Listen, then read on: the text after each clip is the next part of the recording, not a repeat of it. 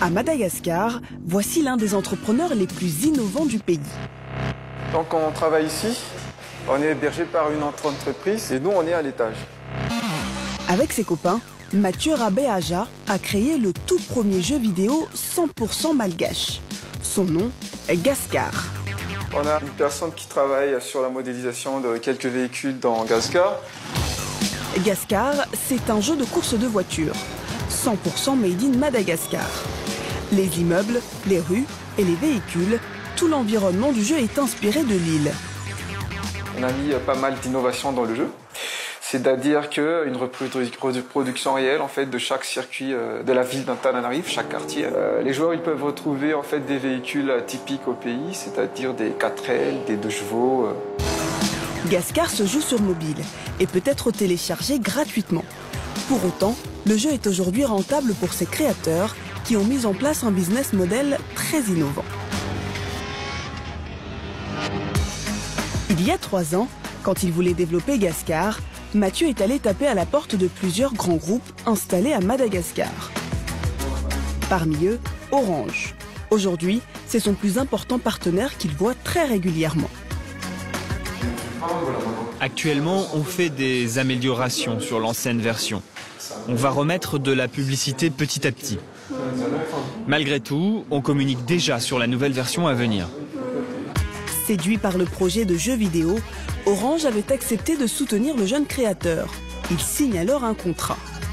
En contrepartie de son soutien financier, le groupe a droit à des panneaux publicitaires intégrés dans Gascar.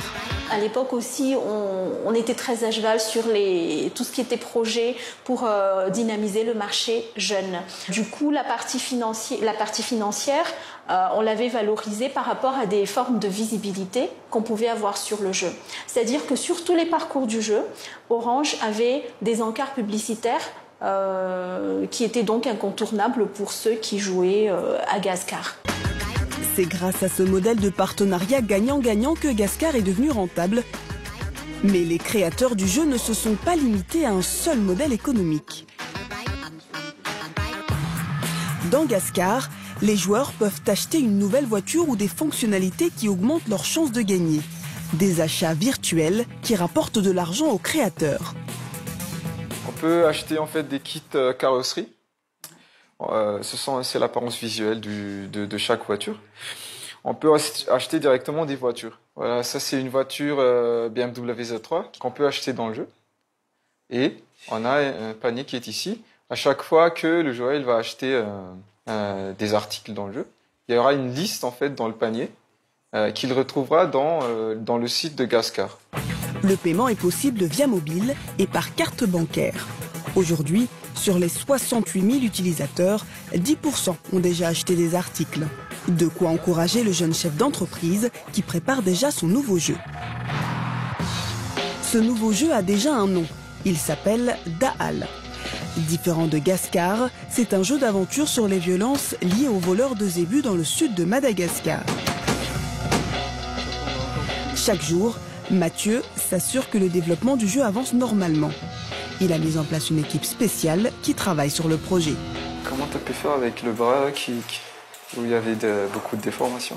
Je pense qu'on pourra terminer d'ici la fin de la semaine. Oui. On pourra terminer quand même.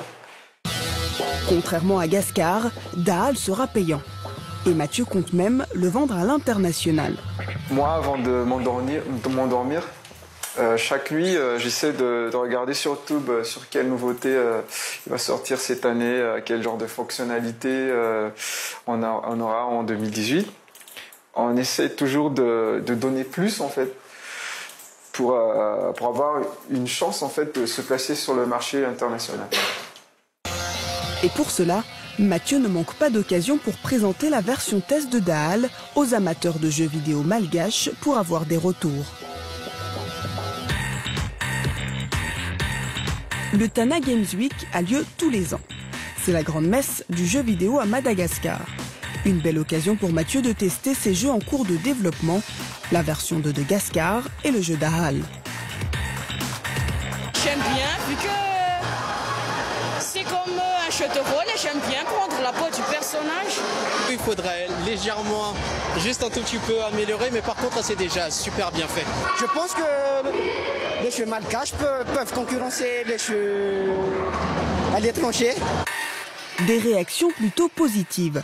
De quoi galvaniser Mathieu pour la suite de l'aventure. Et le jeune entrepreneur voit grand. On pourrait vraiment créer l'industrie du jeu vidéo à Madagascar. On n'a pas perdu espoir. On est très chaud actuellement. Tout le monde est très positif. Non seulement les joueurs, ils sont impatients de voir le jeu sortir.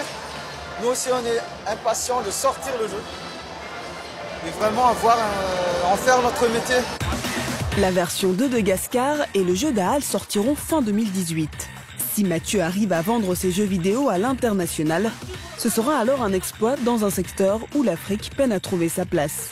Le jeu vidéo dans le monde pèse plus de 170 milliards de dollars, un marché jusqu'ici dominé par 3 pays, les États-Unis, le Japon et la Chine.